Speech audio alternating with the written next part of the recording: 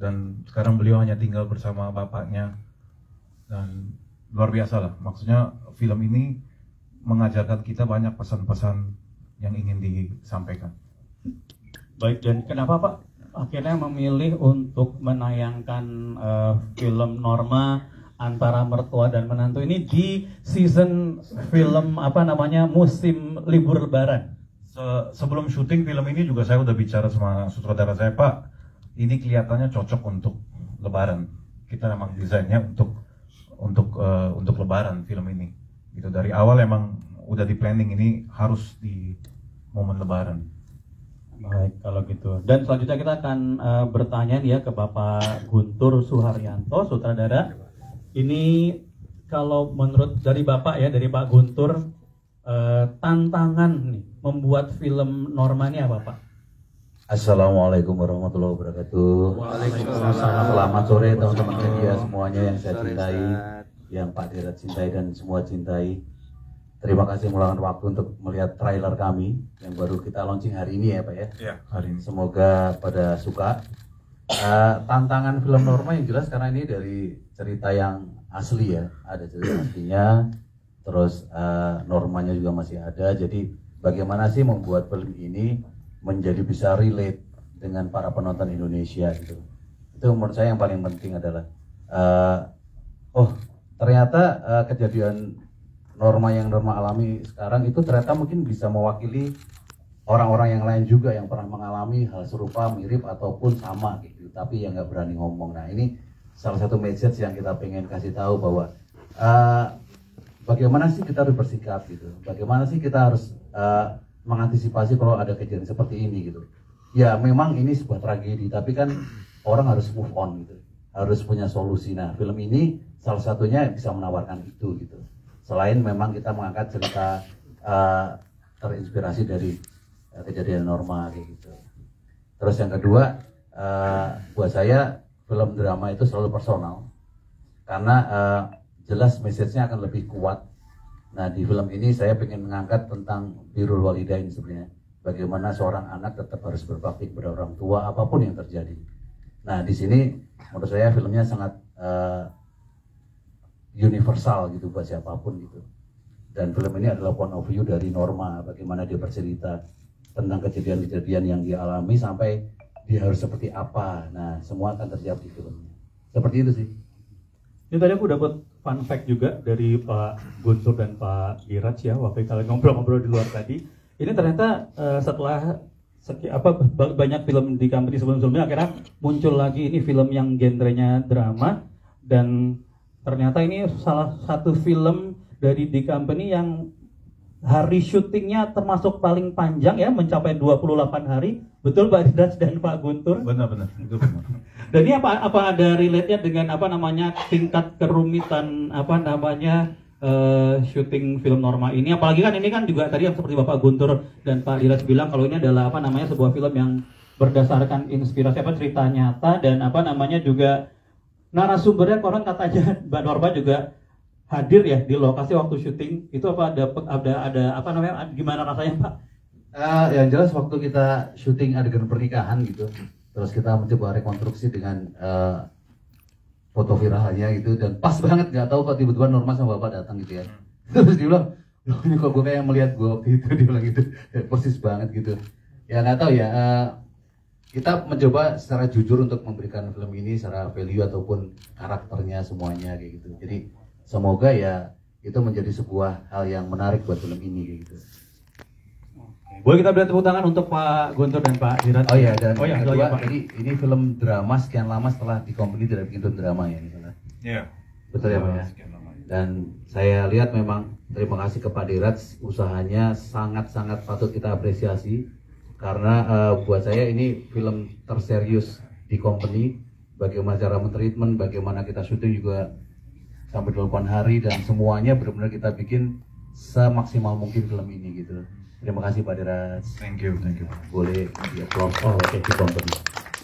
Baik, selanjutnya kita akan beranjak ke narasumber selanjutnya ya. Ini merupakan narasumber dari cerita Norma Antara Mertua dan Menantu ini ya, Norma Risma. Selamat sore Mbak Norma gitu. Teh Norma mungkin ya? Teh Norma.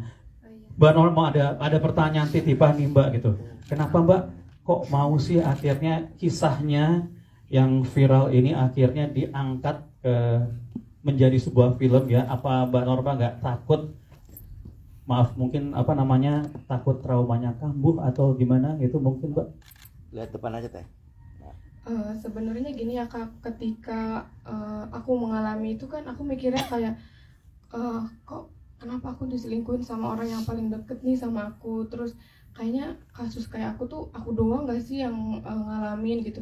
Ternyata setelah aku speak up itu banyak banget yang nge-DM aku atau bahkan banyak juga yang komen, ternyata mereka juga mengalami kasus yang sama gitu kan. Makanya kenapa aku mau difilmin supaya teman-teman atau yang lain yang ada di posisi seperti aku itu bisa ngambil sikap bahwa ketika ada di hubungan yang toksik atau ada di lingkaran yang tidak baik, ayo segera keluar, karena di sini kita nggak salah, di sini kita korban gitu, supaya kedepannya nggak ada norma-norma yang lain lagi Kak gitu. Dan buat para pelaku juga yang mungkin tetangganya belum tahu atau orang lain belum tahu, tapi harus ingat bahwa Tuhan itu maha melihat.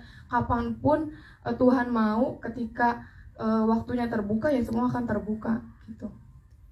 Oke, itu jadi akhirnya mau karena alasan tadi Mbak ya, supaya tidak terjadi nggak muncul lagi norma-norma lain. Dan ternyata juga Mbak Norma sendiri pernah dihubungin ya sama orang-orang yang akhirnya ternyata pernah mengalami kejadian yang sama ya. Iya, betul Kak. Dan setelah tadi ngelihat trailer filmnya, gimana perasaannya Mbak Norma? Teh Norma, maaf. Perasaannya ya pasti bakalan jadi inget lagi ya Kak ya.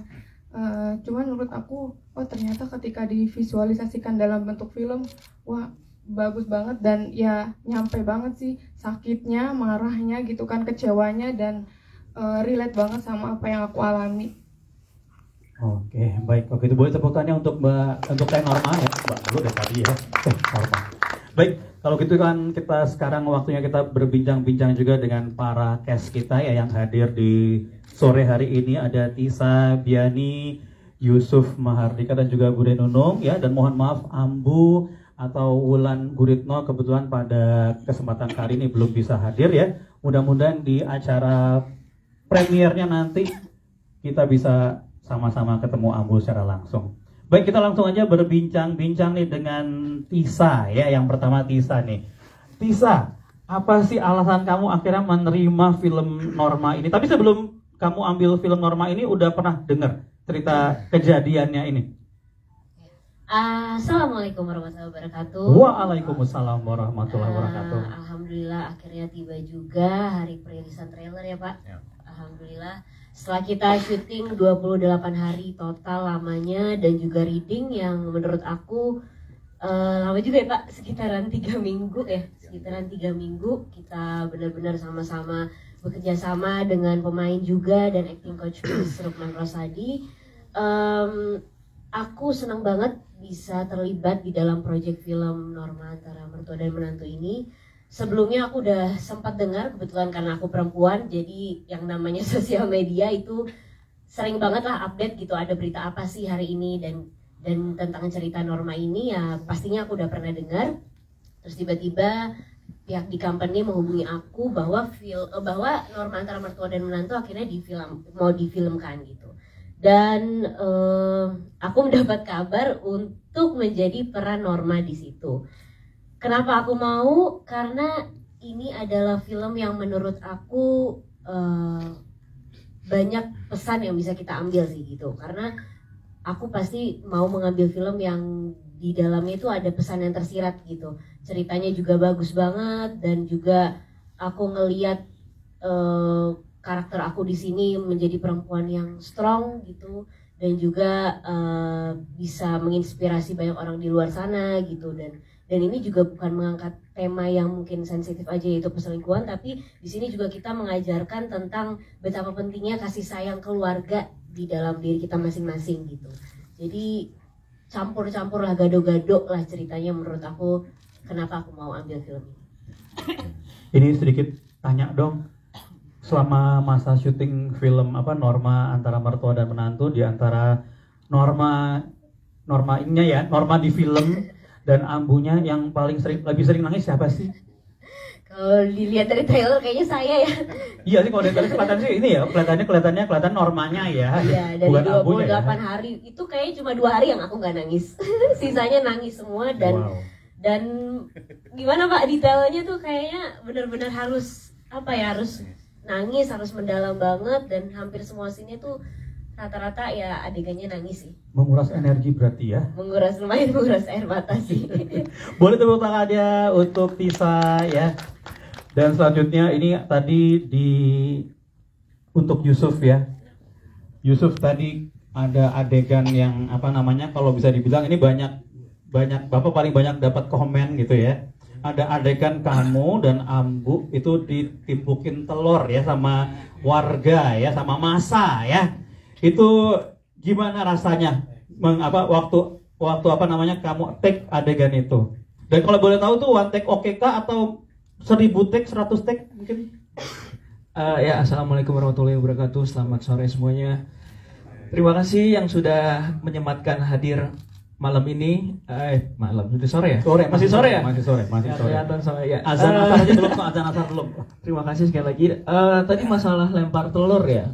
Itu kita kayaknya cuma 1 kali take ya, Batur ya.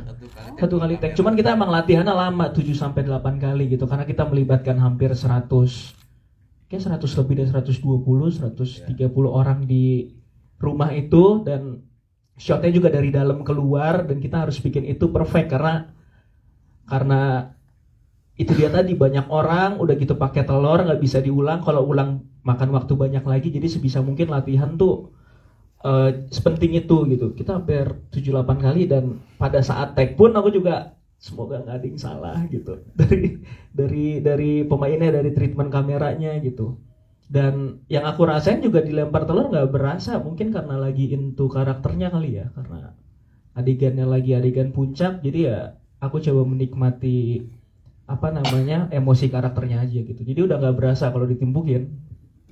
Mungkin kalau 2 kali dilempar juga masih gak berasa deh kayaknya. Tapi kebetulan untungnya cuma sekali gitu. Berapa jam kalau boleh tahu itu? Akhirnya dari mulai latihan sampai adegannya selesai Hampir 3 jam ya, untuk ambil satu scene itu lumayan makan waktu. Sebenarnya gitu. syutingnya sih seharian satu sekuen itu. Iya ya. Seharian ya. Cuman kalau khusus adegan yang ditimpukin itu memang kita pengen bikin sesuatu yang realis gitu. Nggak ada yang fake gitu. Jadi maunya ya timpuk beneran kayak gitu.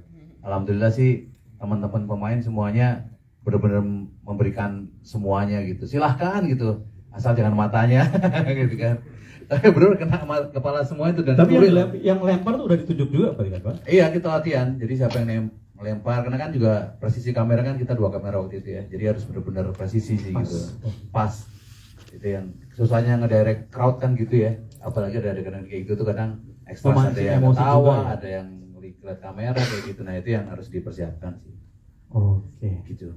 Dan ini selanjutnya untuk Bude Nunung ya.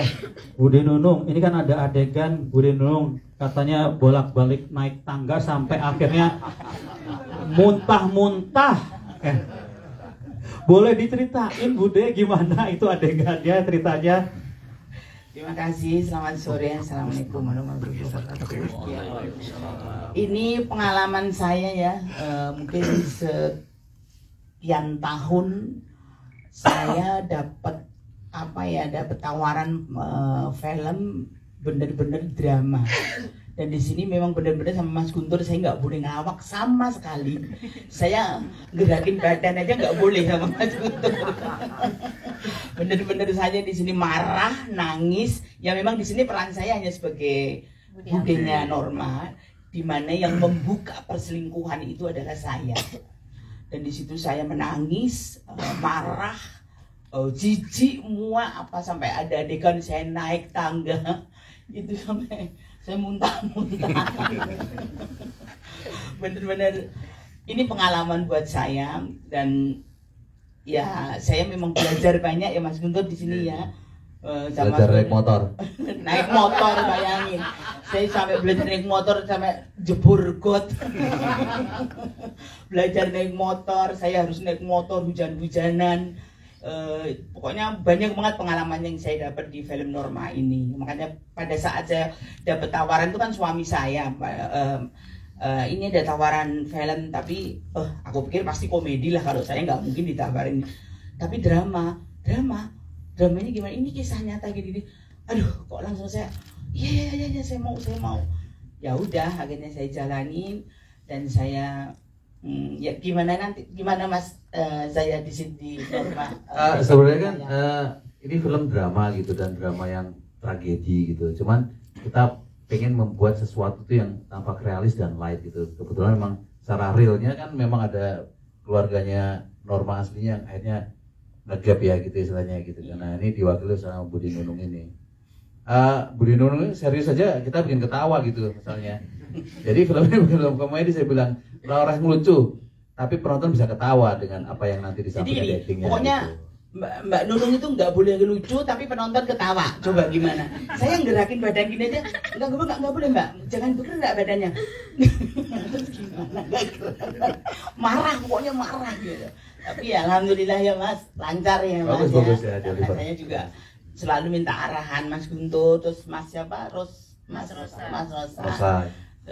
Itu saya minta arahan, terus gimana saya dan saya mengalami merasakan baru kali ini reading itu kayak gini. Kalau dulu kan nggak, setiap dapat tawaran komedi ya udah syuting gitu aja. Ini yang reading, yang harus latihan, ini pengalaman banget buat saya. Mudah-mudahan nanti ada tawaran selanjutnya ya. Amin. Masuk.